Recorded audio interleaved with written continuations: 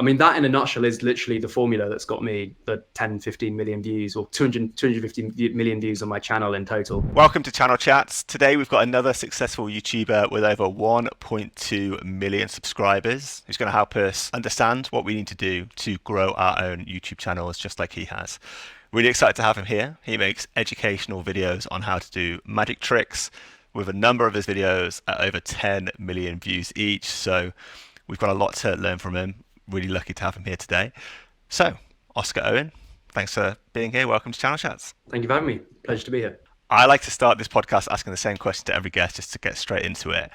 Mistakes on YouTube that the smaller YouTubers make. What are common mistakes you see the smaller guys making that you think if they changed it, they would grow like that much faster? Yeah. So I'd say that the biggest mistake that I see people who are brand new to YouTube making is they try and seek out perfection from the very get-go. So what I mean by that is often when we look at go on YouTube homepage and we look at the latest videos from Mr. Beast or MKBHD or Ali Abdaal, whoever it is, what you see is a near perfect video. So the video itself, the filming's perfect, the editing's perfect, the scripting's fantastic. And when someone wants to start their own YouTube channel, they watch these videos and they go, oh, if I want to become a YouTuber, I've got to have that quality video to stand out in my niche. Sure. And they're right long term that you want to get to that level, because if you want to carve your own, or if you want to put your own footprint in the niche and really stand out, you have to have really, really good videos. But when starting out, the point of the first 10 to 15 videos isn't to get views and subscribers, but the point of the first 10 to 15 videos is just to understand the craft of creating YouTube videos. So when I speak to people about just starting out YouTube and they want to create a new channel, I never say, you've got to get the perfect thumbnail, the perfect title. Instead, YouTube is just a platform where you learn through experience. So you learn through doing on YouTube, not by being perfect from the get-go. So in order to get really good at YouTube, you've got to do YouTube. You've got to make a lot of videos. And if you make 10 to 15 videos when you start off, on each video just get a little bit better than the previous one, when you hit 10 to 15 videos, that's when you will eventually be like, okay, I now understand what it's like to film a video, what it's like to have good lighting, what it's like to edit a video. And it's when you get to that point, that's when you start really getting serious about YouTube and thinking, okay, how do I start to optimize my videos and become the standout person in my niche? But for the first 10 to 15 videos, the most important thing is not to worry about views, not to worry about subscribers, just to understand the craft of actually making YouTube videos. So when they're making those first 10 to 15 videos, I just want to really simplify this for someone watching this. This is completely new to them. You say perfecting the craft of making a video. Do you mean anything specific like how to write a script or how to make a thumbnail, or do you just mean like the general practice of sitting down in front of a camera and talking? Like what do you mean when you say craft? I think that is everything. The craft is every single part of a YouTube video. So that comes from filming videos, planning videos, editing videos, getting the lighting right, knowing what it's like just to sit down and be by yourself in a room and talk to the camera, which in itself is like a really weird thing. Yeah. All of the little different pieces of the puzzle go together to make one really good YouTube video. So the final product you see on any video is just the tip of the iceberg. And as we're both people who create videos, we understand obviously the amount of work that goes in behind the scenes. But you can't, there's a quote that I quite like, which is you can't plow a field by turning it over in your head. And it's the same with YouTube. You've got to actually do YouTube. You've got to make these videos to understand how the whole thing works. But the term craft refers to just every single aspect from coming up with the idea to hitting publish. That's the craft or the process of making YouTube videos. So sure. I am just quickly on that. Like I come across a lot of people who are thinking of starting their YouTube journey and they kind of have like, I call it analysis paralysis. They are trying to learn and understand things like to perfection before they even start. So they're overanalyzing things and it really slows them down from starting. And like you said, I believe that you learn the most once you've started doing something. So in the time that they've taken doing all this research and learning what they think they could have been learning, they could have actually been making videos during that time and actually improving their skill and honing their craft in a much more effective way than sitting and watching tutorials on YouTube. 100%. You learn by doing, not by watching videos on the internet. It's like if you go to the gym, you could watch every video you want on how to build muscle, but you're not going to build any muscle until you go to the gym and actually put in the reps. exactly the same with YouTube. You've got to put in the reps, aka the videos, and start getting For good sure. at YouTube that way. Awesome. Well, let's provide some context and like show the viewers who you are. Here's your channel, 1.2 million subscribers, incredible achievement. You must be chuffed. And your videos recently, high tens of thousands, hundreds of thousands. And what I wanted to show the audience in particular is if we jump onto your most popular videos, yeah, we're looking at 14 million, Yeah, 13 million crazy. views. Crazy numbers, yeah. So, I mean, while you're here, I've got to ask you, and the audience are going to kill me if I don't. What goes into making a 10 million plus view video? What do you think is the requirements and the need to do to get videos that get this many views? I think it's a few things. I think the videos that get 10 million views versus the videos that get 100,000 views, they're actually very similar. It's just there are things in the videos that optimize it that much more, that YouTube promotes it that much more. I think it's Mr. Beast who said that it's a lot easier to get 50 million views on one video than it is to get 100,000 views on 20 videos, as it were. And Okay. what I've done in the videos that have been really successful, it's a bit more specific to the magic niche, but I've deliberately only taught tricks that are A, really visual, because people want to learn things that look good when they're trying to learn magic to impress others, but Hmm. B, are very, very easy to learn as well. So people get a massive reward from all of the cigarette tricks or the coin tricks you're seeing there. When I teach specifically very simple magic, people actually sit down, they rewatch the video, they learn the tricks. And that means my watch time is ridiculously high on these videos because they're going back and watching it again and again and again. And then when they learn the trick, they go, "Oh, that was great. Let's learn the next one." But But getting videos that you're saying the fact that people are going back and watching and rewatching certain parts of your video is helping you get that much success. Is that one takeaway there? Is 100%. it? Yeah, so there's different types of channels out there. Obviously, if you're just a vlog channel, it's unlikely that people are there to watch the story. They watch start to end and then watch a new video. Is the idea with how-to channels, and especially magic, where there's sleight of hand involved and people need to practice and need to pause the video and go back. The watch time or watch retention is a lot higher because people have to watch something again and again. So that is definitely one of the benefits of the education niche. Mm. Because you can really boost watch time. And as we all know, the things that YouTube values is number one is watch time. That's all they care about because they want people on their platform for as long as possible. So whatever people watching this, if they are in a niche where they can teach things, it's worth teaching those things and teaching them really well because people will watch your videos, learn from them, and that should hopefully bump up your watch time. And I guess kind of like the inherent difficulty or like the skill or the speed that's needed to do magic tricks, and even probably this difficulty in learning what you're doing and what's being taught, it lends itself to rewatching because it's kind of a harder concept to grasp rather than in someone who's teaching something pretty simple that you only need to hear explained once. So Mm. yeah, I wonder if there's something in that, like the difficulty of what's being taught to the success of the video. You know, if people need to Maybe. come back and re-listen and re-listen and re-listen to fully understand it or Well, I think most rewatch. people, a lot of people enjoy just watching magic without knowing Mm. how the trick works. So the performance of it is very watchable. But then people also who want to learn the trick will spend a long time learning how it's done as well. So there's two parts to my videos. One is the performance, one is the tutorial, and both of them innately are very watchable entities. So Mm. that's why I think a lot of my videos do go into the millions of views. But bearing in mind, a lot of these videos, it's not like I upload them and they've got 5 million views overnight. The cigarette video, which has got 11 million views, 12 visual cigarette tricks anyone can do. Yeah. that one, so that had like 100,000 views in the first year that it was uploaded or something, and then suddenly a year and a bit in, it just took off and went to like 10 million views over the course of like a couple of months. Uh-huh. So that's the other thing with the algorithm. They might have made a slight change, which made this video appeal to more people, and that's one of the reasons it just got so many views. You were saying about the visuals then as well.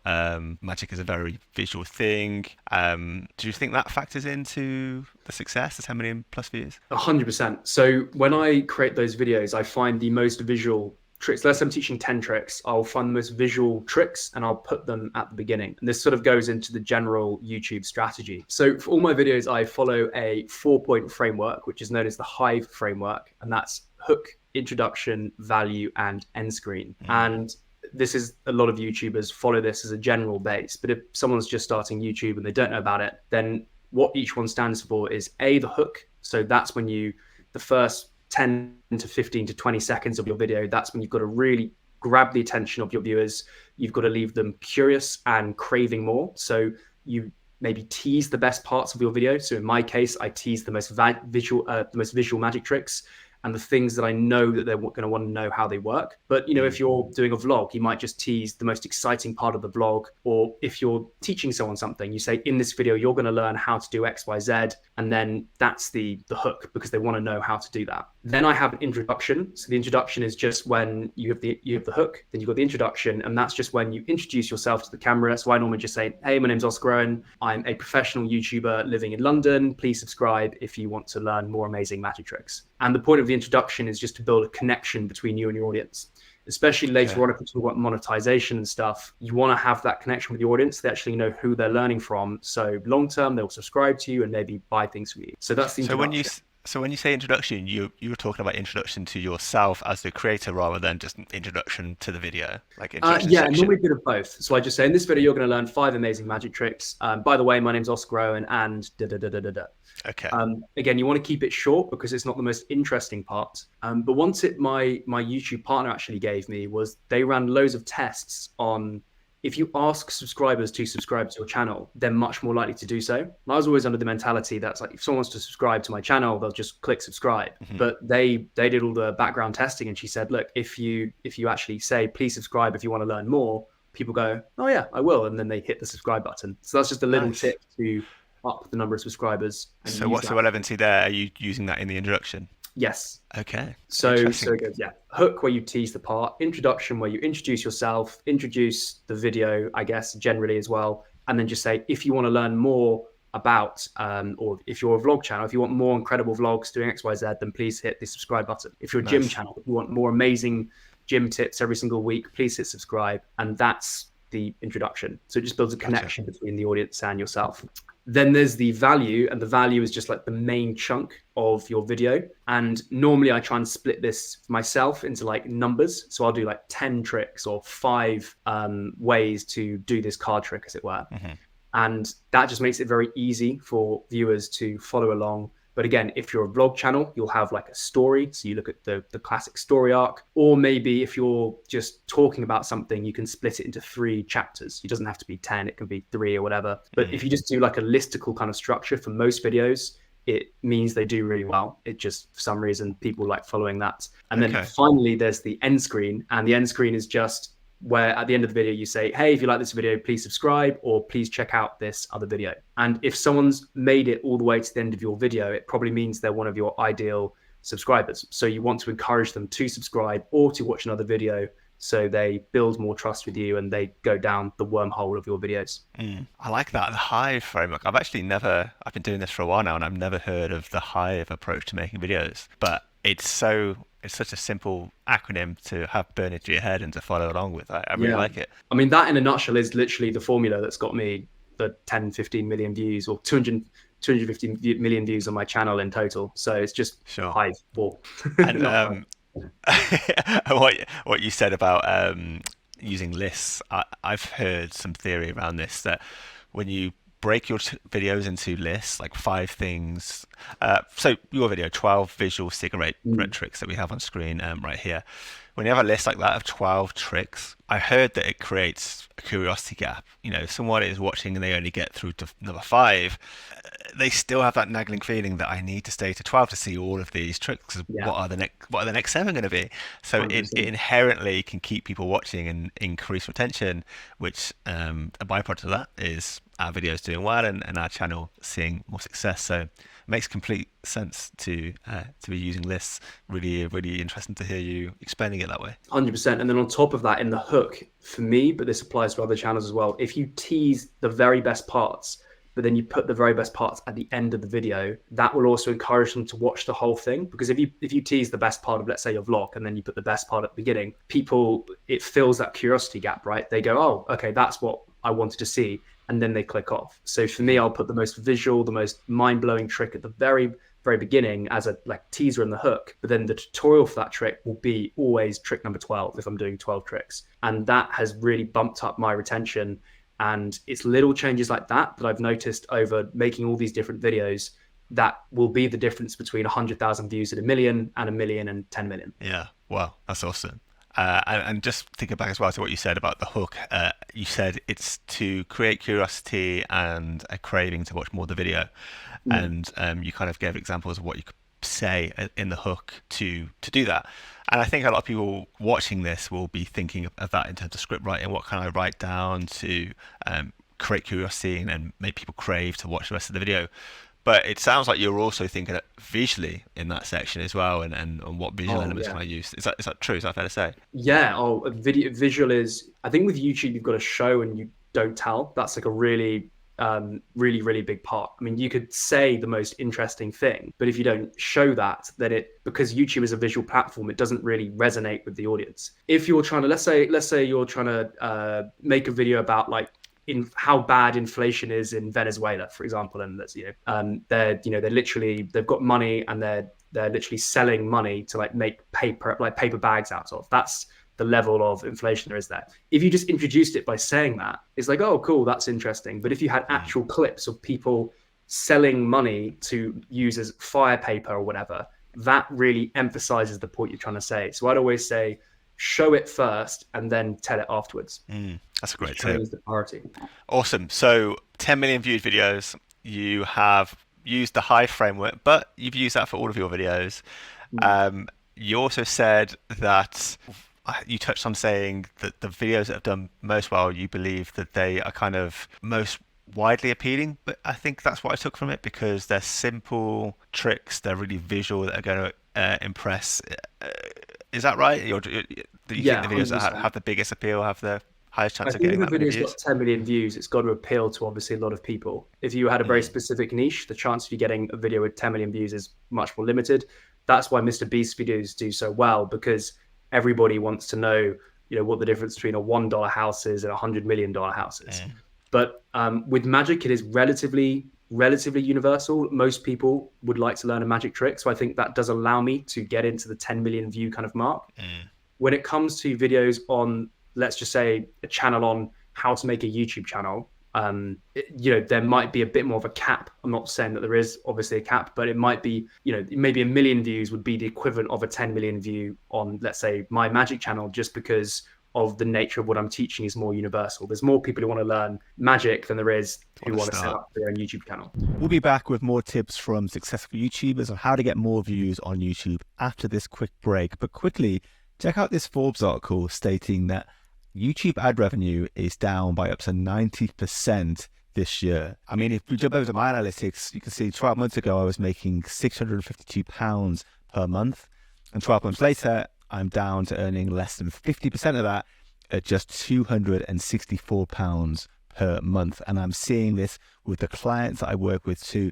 This is a big problem. YouTubers are just not earning the amounts they were from ad revenue. And as I speak to more YouTubers on this podcast, they time and time again mention memberships as a reliable, recurring way for YouTubers to earn an income outside of relying on YouTube ad revenue. Here is Jevon Dovy's membership area, for example. He was a guest on this podcast a few months ago, and we can see down here, he's charging $29 a month for access to his membership. So if he just gets 100 of his YouTube viewers to sign up for this, he's now making an additional $29 a month from his YouTube viewers outside of relying on YouTube ad revenue. Yoga with Adrienne is doing the same thing here with her membership site, Find What Feels Good. They've both built their membership sites using today's sponsor, Uscreen, who last year paid out $150 million to creators through membership subscriptions.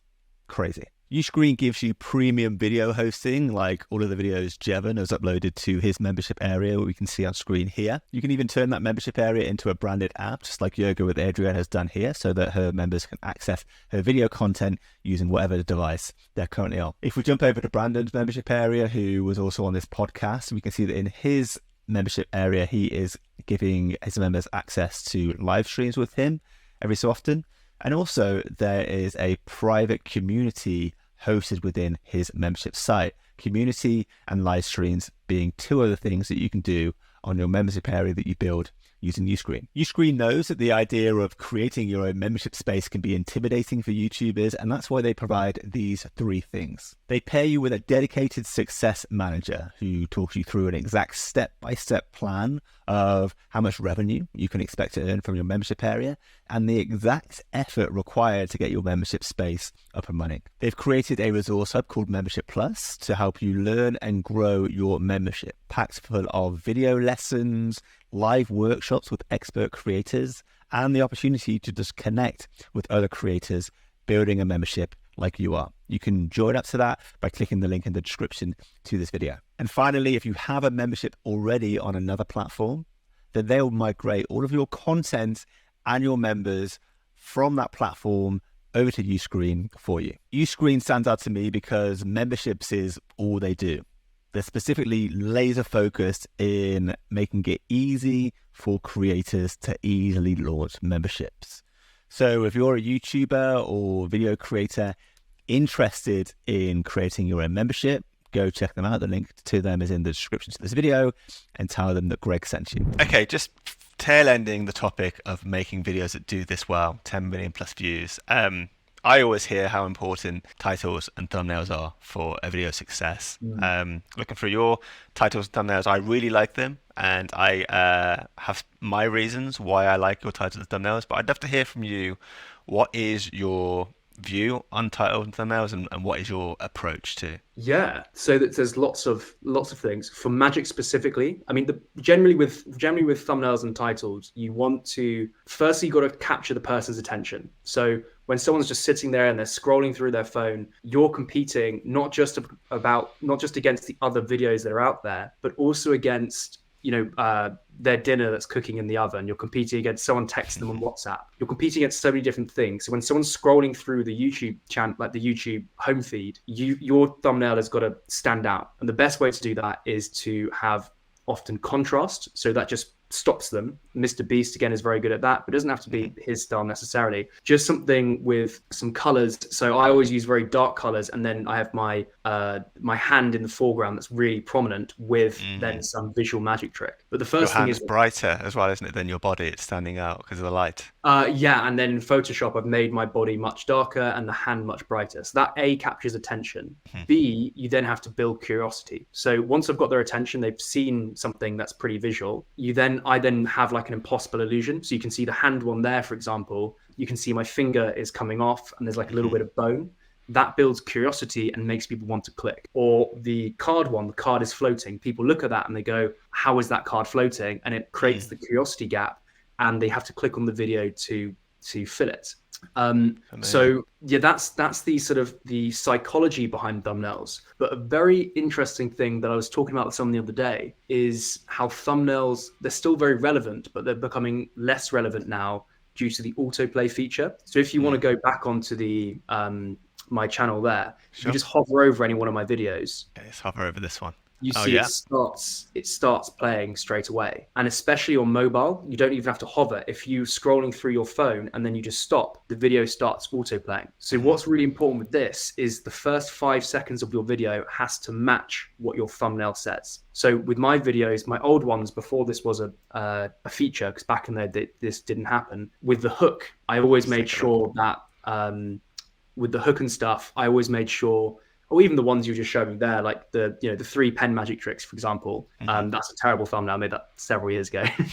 But basically, the thumbnail has to match the first 5 seconds of your YouTube video. Otherwise, people feel like they've been cheated and then they click off. But also, people don't even have to click now to view your video. So if the first 5 seconds of your video is really crazy, so for me, I show really visual magic tricks, that will make people want to click and then go on the video. But for other people in different niches, you've really got to think about those first 5 seconds, because they're just as important as the thumbnail, if not more important now, I'd say. That's really powerful advice. Like, yeah, I was told this a while ago, but it's something I've not heard often, and I've not thought about it in a long time, actually.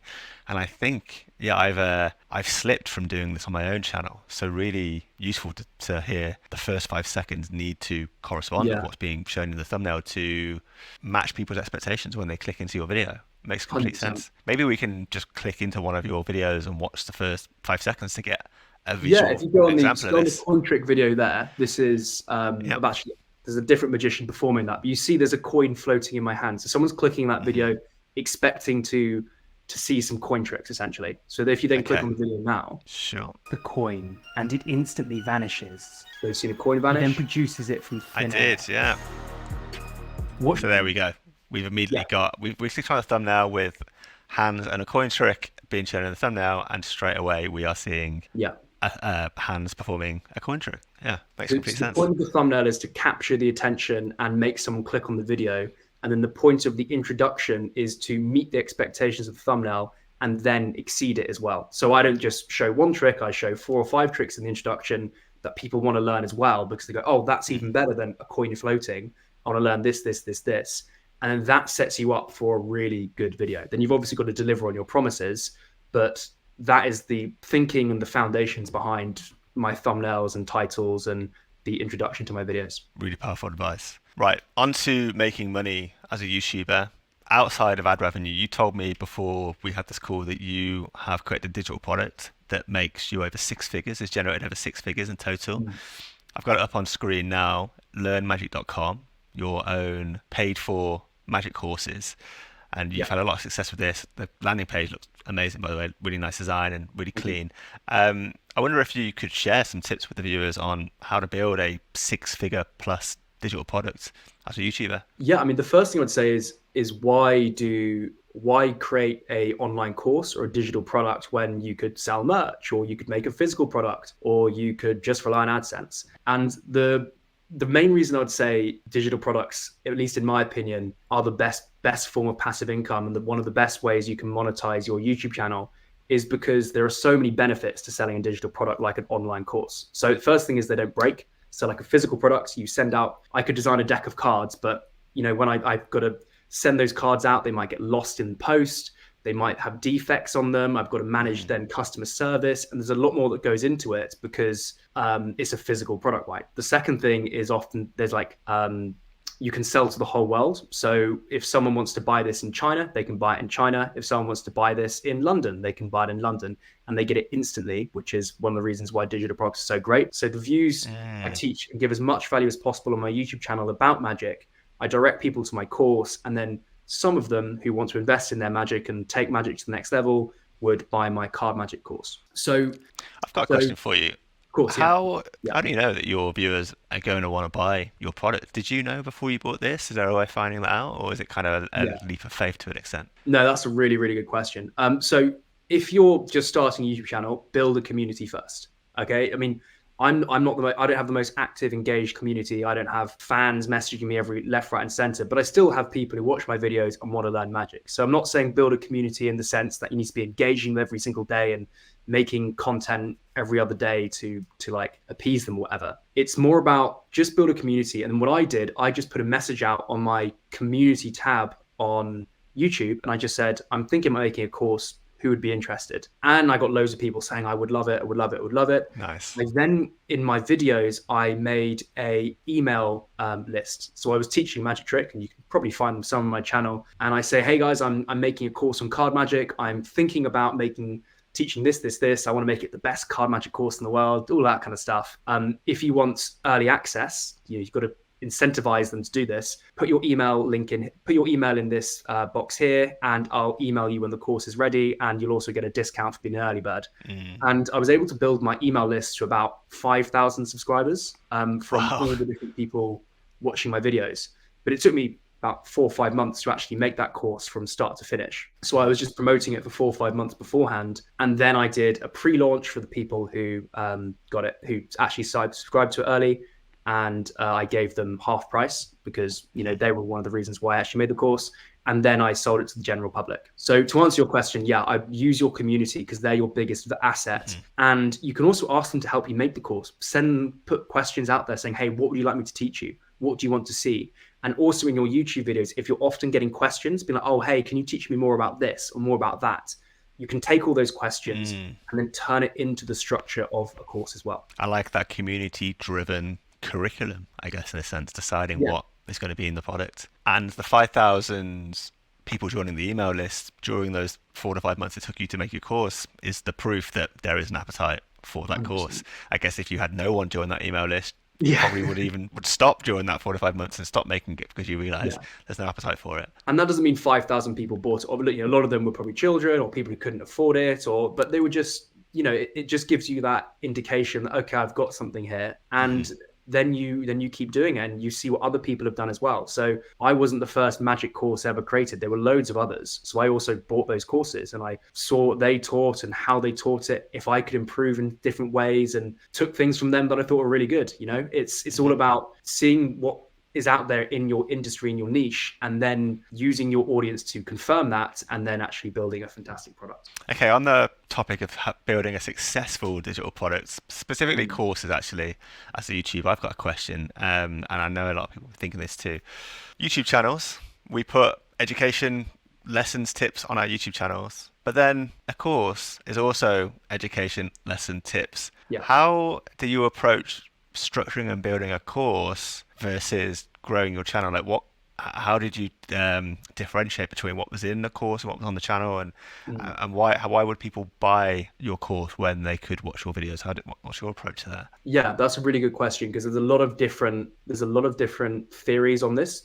Do you teach the bare bones on your YouTube channel and then have all the detail on your actual paid for course? I don't do that. I do the opposite. So I do on my course, I do teach loads of tricks that I don't teach on my YouTube channel. But specifically on my YouTube channel, I teach really, really good tricks and I give them away for free. And I say, if you got, and from the mentality of people watching it, they say, if this is free, I wonder what's in the course. And the course, what it does is, for me specifically, magic goes into a lot more detail. So on my main channel, I don't teach things like selects. I don't teach you how to shuffle the cards or do a 100 card twirl or anything like that. I don't do that on my main channel. I just mainly teach tricks. If you're someone who wants to learn actually the fundamentals of card magic, you're normally someone who's willing to invest a bit of money into learning how to do that, because it takes a lot of time, and investing in a course will save you a lot of time. So I save all the technical stuff for my course, but a lot of the tricks in my course I give away for you on YouTube for free, and I say that openly. I'm very open about that. But I do say that if you want to take your magic to the next level, if you want to know things like how to actually present these tricks really well, how to have the confidence to show these people these magic tricks and really take these tricks to that next level, then that's what you get in this course. The second thing is you have lots of bonuses as well. So you definitely have to have, lots of exclusive things. So I include things like my magic scripts. So things that have taken me 10 years. I've been doing all these tricks for over 10 years. What I say when doing these tricks that have taken me years to perfect, you get for free or as a bonus in my course. I include lots of little things like that just to really make it a no-brainer. But I'm always of the opinion you should give as much value for free up front as possible. And that's what will sway people to then getting the paid product. Yeah, what you were saying there about putting the best stuff on YouTube for free kind of makes sense of what I've heard from other YouTubers and my assumptions of what works on YouTube is the visual, exciting, most engaging content. But with a course, you also need to teach a lot of sort of boring technical detail, which wouldn't necessarily work on YouTube and make a good video. So I think another YouTuber I was talking to, Jevon Dovey, who has a course, really successful course, said that that's how he can kind of get people to his course from his channel is if you want to learn the nuances and like you said, the scripts and all that sort of stuff, real sort of a slower paced style of teaching, you can come and find my course. And that was it sounds like you're tapping into the same approach there, and that's a real clear distinction that I can make, and I think a lot of people watching this can make. Yeah. So thanks for sharing that. And I think most niches will have that. There's, as you say, if I teach how to do a double lift, which is quite a boring technical move, people would watch it, but that's not like 5 amazing visual magic tricks. That's a universal thing that will work really well on YouTube. But the technical stuff, well, that's what people who want to actually invest in magic, and they can buy my course to learn that. Or they can learn it for free on YouTube. I'm open about that as well. Everything in my course is also taught on YouTube for free. But one of the big selling points is, and this is slightly different, I guess, is it will just save you so much time getting my course. You don't have to go through hundreds of YouTube videos that are randomly scattergunned at you and for different skill levels and all that kind of stuff. My course isn't just about learning new tricks. It's about learning those tricks really fast and in the best way possible. So a lot of people see that as an investment they're willing to make, and so they do, and they buy the course. Okay, lessons that you've learned since you've had this course online that have helped you make more sales? You mentioned earlier that Mm. starting to put yourself in the introduction of your videos became essential because you realized that you needed to grow a kind of closer personal bond with your viewers and for them Mm. to see you and to kind of build trust and recognition of you as a person. Is there anything else you've learned since you've had your course online that kind of helps you get more sales with the selling process? Yeah, obviously having, as you're going through there, having a good sales page really, really helps. This looks So really again, clean and really nice. thank you, appreciate it. I mean, that's made on ClickFunnels, that one, but it is about at the end of the day, you are still running a business. So as friendly and as lovely as you want to be, you still got to have the business side, which is okay. I am going to use things like good copy. So I'll say things like you got to use buzzwords and trigger words, for example. So I'm sure on there it will say things like, if you want to learn tricks that are just too good to reveal on YouTube, then you can buy my course. And that is true. But I've every time I've used that as a phrase, I've always noticed a bump in course sales when I correlate that to like sales versus videos, because people do want to learn tricks that are too good to reveal on YouTube. The second way in which I try and optimize my channel, optimize my course, sorry, is I try and basically, it's called warming up leads. So what you do is you want to offer your subscribers as much value as possible. And when they get so much value, they're much more likely to buy something from you. So what I'll do is I've created like a mini masterclass where I teach 5 amazing magic tricks, again, completely free. But in order to, as you can see on the screen here, but in order to access these tricks, you've got to put in your email. So what happens is you click on that, you put in your email, you get access to the 5 amazing magic tricks. And I've delivered lots of value again to you completely free. But because I have your email, I can then start doing email marketing where I promote my course to you through the medium of email. So one of the big problems that people often have when selling things directly from YouTube is, if someone's just watching one of my videos and it's 11 o'clock at night and they're lying in bed, they're not going to suddenly put their credit card details in and buy a course. That you've no idea what your actual customer is doing. But if you have your email, you can constantly remind them about your course and letting them know what the value's in there. And it will allow them to buy your course at a completely different time. So what I try and do is I try and capture as many emails as possible so I can let people know about my course. And then in the emails that I send these people, I don't just say, hey, buy my course, but I just offer them more value. So instead of trying to sell my course straight away, what I do is I give them the trick that's taught inside the course completely free, and they can learn that. Then I give them some magic scripts that are in the course, and they can use those magic scripts on something else. And then finally, I then give them a discount on the course. So I say, hey, if you buy the course today, you can get, let's say, 20% off. And I just offer more and more value to make it almost a no-brainer to actually get the course. So for those who don't know much about marketing and stuff, and they're new to YouTube, it's called a funnel. So you have your viewers at the top of the funnel. You then get those viewers onto your email list, but it's a smaller number of them, and they go here. And then finally, you convert your email list into a few sales. And then that's how it works. It's very unlikely that you're just going to sit down, make a video, say, hey, buy my course for $200, and they'll just buy it. There's a lot more work that needs to go into it. Yeah. You're building a sales funnel, providing as much value as you can to people when they enter that funnel to maximize the chance that they're going to eventually become customers, and constantly staying in communication with them through automated emails. Yes, I'd say automated is the perfect word, because although you're sending all these emails out, you're not actually sending them out. It's a machine. I use ConvertKit, and they're fantastic for the email comes in, it automatically sends an email out to them. And if they buy the course, it stops sending them emails and it does everything automatically. And it's saves so much time, and it generates sales very literally while you sleep, which is one of the reasons why anyone watching this who wants to set up a digital product, 100% give it a go. It's the best way to make passive income online. Right. Those were amazing tips on how to sell a digital product, how to get over 10 million views on YouTube videos, like so much. You've obviously learned so much on your way as a YouTuber and as part of your journey. I know that you've recently started a second YouTube channel up too, where you're pretty much sharing tips just like you have today on this channel. Do you want to run us through kind of what you're doing over here and why people should check it out? 100%. So this second channel, it's, as we talked about at the very beginning, I said the first 10 to 15 videos you make on any new channel should be about experimenting. They don't have to be perfect. And that's what I'm doing on this channel here. So I want us to create a second channel that's broadly about how to create YouTube videos, how to set up an online business, But with having done all this magic stuff, one thing I haven't done too much of is speaking to the camera and actually becoming a bit more of a personality. And that's a skill that I have to learn, that I'm trying to get better at myself. So this new YouTube channel is going to do exactly that. It's going to teach people how to create YouTube channels, how to build an online business. But what it will also allow you to do if you subscribe to it early on is see my journey on building this into a channel in itself as well. So I'm very early days. I'm just trying out different things, different ideas, seeing what kind of vibe works, what kind of thumbnails work, and what kind of videos that I'm interested in making.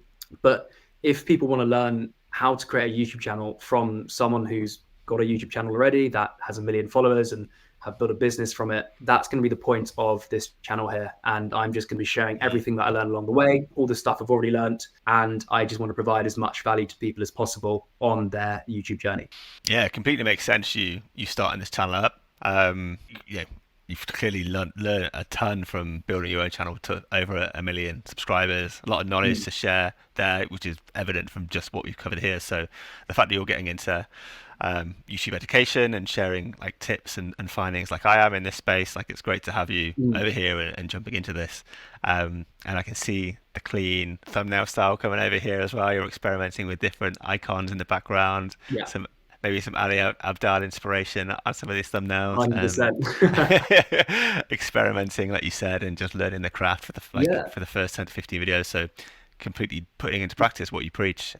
It's great to see. I mean, that's the thing. It's not about a lot of people when they say, oh, you know, because I've got already a big channel, that doesn't necessarily mean that I'm going to be able to create a second channel and have it perfect from the get-go, because there's so much to learn with YouTube. And, you know, I've already made 400 videos in my life, but the videos so far on this channel, they're doing all right, but they're not quite where I want them to be.